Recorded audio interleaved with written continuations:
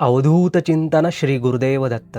नेहमीप्रमाणे हा व्हिडिओ पण खूपच माहितीपूर्ण आणि खास होणार आहे. तुम्हाला काहीतरी नवीन ऐकायला मिळणार आहे. त्यामुळे हा व्हिडिओ जराही स्किप न करता शेवटपर्यंत पहा. आणि तुम्ही जर या चॅनलवर अर्थात या दत्त परिवारात नवीन असाल तर तुम्हाला सांगू इच्छितो की दत्त संप्रदायातील आणि हिंदू धर्मशास्त्रातील अशी दुर्लभ माहिती आम्ही या चॅनलच्या माध्यमातून सांगत असतो.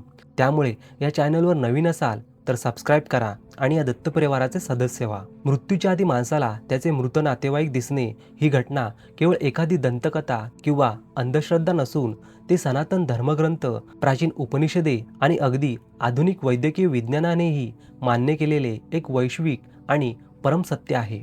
जेव्हा एखादा जीव या भौतिक जगाचा निरोप घेण्याच्या अंतिम टप्प्यात येतो तेव्हा त्याच्यासोबत घडणाऱ्या या अलौकिक घटनेला आध्यात्मिक भाषेत परलोक गमन सूचक आणि आधुनिक विज्ञानात डेथबेड विजन्स किंवा इशारे म्हटले जाते.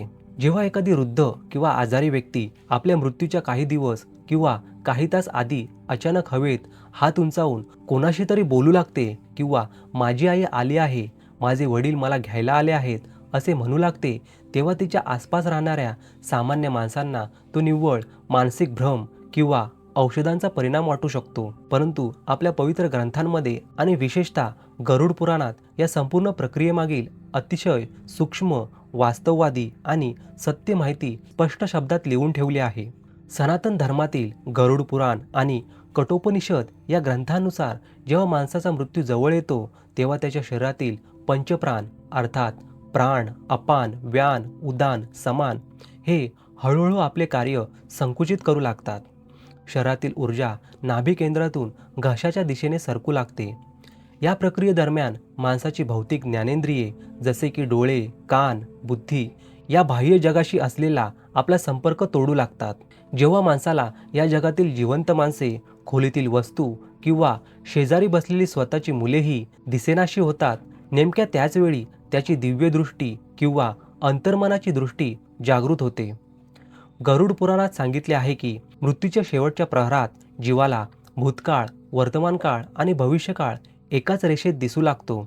याच काळात त्याला सर्वात आधी त्याचे ते पूर्वज किंवा मृत नातेवाईक दिसतात, ज्यांच्याशी त्याचे या जन्मात किंवा पूर्वजन्मात अत्यंत घट्ट ऋणानुबंध होते.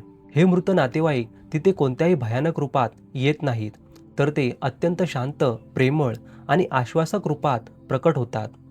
ते जीवाला सांगतात की घाबरू नकोस, तुझा या जगातील प्रवास आता संपला आहे आणि आम्ही तुला पुढील प्रवासाला घेऊन जाण्यासाठी आलो आहोत.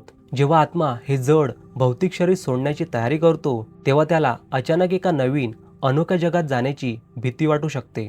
जन्म घेताना जशी बालकाला आई सांभाळते तसेच मृत्यूच्या वेळी जीवाला नवीन जगात प्रवेश करताना भीती वाटू नये आणि त्याचा हा संक्रमण काळ सुखकर व्हावा म्हणून निसर्गाच्या नियमानुसार त्याचे मृत पूर्वज मार्गदर्शक बनून येतात. याविषयी योग वसिष्ठ ग्रंथात असे म्हटले आहे की मानवी मनामध्ये साठवलेल्या जुन्या स्मृती आणि वासना मृत्यूच्या वेळी अत्यंत प्रबळ होतात. जर एखाद्या व्यक्तीचे आपल्या मृत आईवर किंवा पतीपत्नीवर अथांग प्रेम असेल तर मृत्यूच्या वेळी त्या आत्म्याची ऊर्जा सर्वात आधी त्या जीवाला आधार देण्यासाठी तिथे पोचते. हे मृत नातेवाईक केवळ आत्म्याला धीर देत नाहीत, तर यमलोकाच्या किंवा परलोकाच्या प्रवासात त्याला सुरक्षितपणे पुढे नेण्याचे काम करतात. आश्चर्याची गोष्ट म्हणजे आजचे आधुनिक वैद्यकीय विज्ञान आणि जागतिक पातळीवरील हॉस्पिस केअर अर्थात मृत्यूशय्यावर असलेल्या रुग्णांची काळजी घेणारी केंद्रे यामधील संशोधकही या शास्त्रातील सत्याला पूर्णपणे दुजोरा देत आहेत. अमेरिकेतील न्यूयॉर्क येथील बफेलो हॉस्पिसचे मुख्य डॉक्टर क्रिस्टोफर केअर यांनी हजारो मरणासन्न रुग्णांवर 25 वर्षांपेक्षा जास्त काळ संशोधन केले.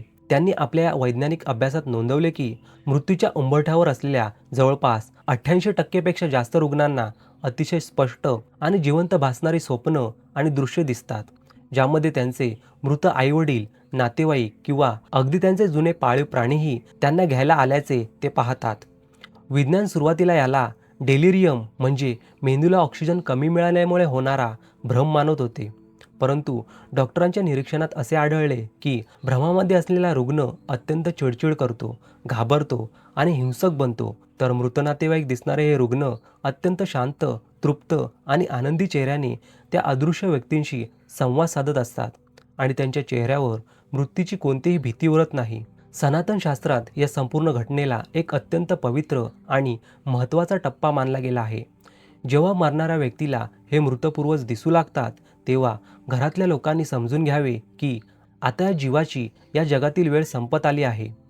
अशावेळी त्या व्यक्तीच्या समोर रडणे, ओरडणे किंवा संपत्तीचे, संसाराचे विषय काढणे पूर्वपणे वर्ज्य मानले गेले आहे. कारण यामुळे त्या जीवाचे मन पुन्हा या मायेच्या जगात अडकते आणि त्याला शरीर सोडताना प्रचंड वेदना होतात.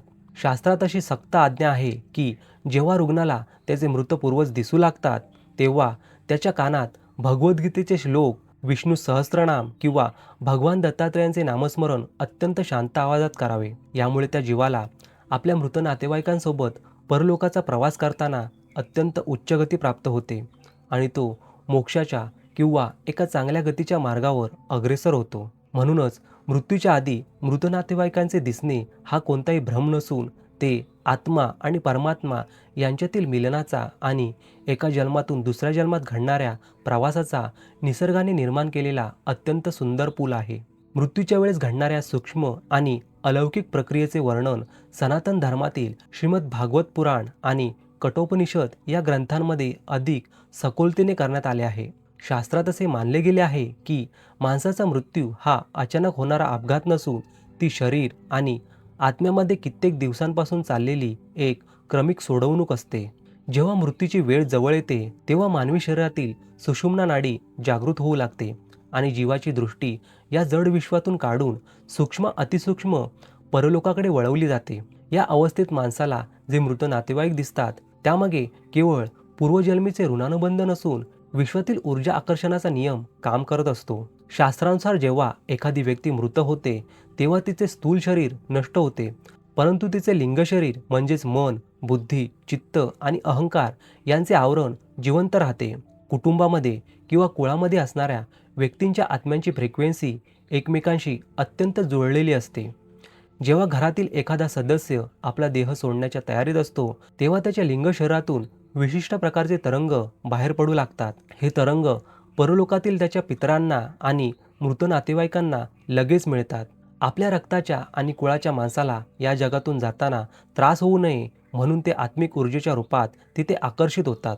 या प्रक्रियेदरम्यान मरणाऱ्या व्यक्तीच्या वागण्यात काही अत्यंत विशिष्ट बदल दिसून येतात, ज्याचे वर्णन गरुड पुराणात मृत्यूपूर्व अवस्था म्हणून केले गेले आहे. ती व्यक्ती एकाच वेळी दोन वेगवेगळ्या जगांमध्ये वावरत असते. ती क्षणात समोर बसलेल्या आपल्या जिवंत मुलांशी बोलते, तर दुसऱ्या क्षणी खोलीच्या कोपऱ्यात किंवा छताकडे पाहून आपल्या मृत आईशी किंवा वडिलांशी संवाद साधू लागते. या अवस्थेत व्यक्तीच्या चेहऱ्यावर एक वेगळेच तेज किंवा अत्यंत तटस्थ भाव येतात. ती व्यक्ती बऱ्याचदा सांगते की ते लोक मला घेण्यासाठी दारात उभे आहेत, मला आता निघायचे आहे. अशा वेळी त्या व्यक्तीला कोणताही मानसिक आजार नसतो, तर तिची चेतना एवढी विस्तारलेली असते की ती एकाच वेळी दोन्ही विश्वांचे अनुभव घेऊ शकते.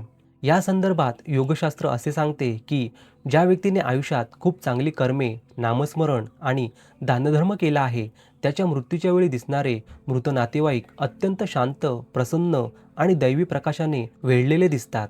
याउलट ज्या व्यक्तीने आयुष्यभर केवळ पाप, अधर्म आणि इतरांना त्रास दिला आहे, त्याला मृत्यूच्या वेळी भयानक दृश्य दिसतात.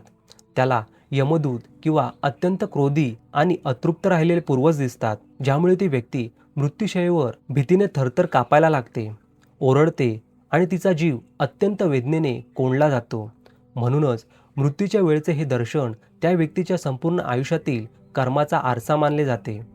आधुनिक काळातील नियर डेथ एक्सपिरियन्स मृत्यूच्या दारातून परत आलेल्या लोकांच्या अनुभवावर झालेल्या आंतरराष्ट्रीय संशोधनातही असे अनेक पुरावे मिळाले आहेत, जिथे डॉक्टरांनी रुग्णाला क्लिनिकली मृत घोषित केले होते, पण काही मिनिटांनंतर तो रुग्ण पुन्हा जिवंत झाला. या अशा हजारो लोकांनी जगभरात एकसारखाच अनुभव सांगितला की जेव्हा त्यांचे हृदय बंद पडले, तेव्हा ते एका अंधाऱ्या बोगद्यातून प्रकाशाच्या दिशेने जात होते आणि तिथे त्यांचे स्वागत करण्यासाठी त्यांचे पूर्वीच वारलेले आईवडील, नातेवाईक किंवा जिवलग मित्र उभे होते. हा अनुभव पाश्चात्य जगात विज्ञानासाठी एक मोठे कोडे असला तरी भारतीय वैदिक शास्त्राने हजारो वर्षापूर्वीच यावर शिक्कामोर्तब केला आहे. मला अशी खात्री आहे की तुम्हाला ही माहिती समजलीच असेल आणि उपयुक्त वाटली असेल. जर हा व्हिडिओ तुम्हाला आवडला असेल तर या व्हिडिओला लाईक करा आणि अशाच दत्तभक्तीपर उपयुक्त व्हिडिओंसाठी या चॅनलला सबस्क्राईब करा आणि या दत्तपरिवाराचे सदस्य व्हा आणि हा व्हिडिओ जास्तीत जास्त भक्तांपर्यंत पोहोचवा, जेणेकरून त्यांनाही या माहितीचा उपयोग होईल. आणि हो, कमेंटमध्ये श्री गुरुदेव दत्त असं लिहायला विसरू नका. श्री गुरुदेव दत्त.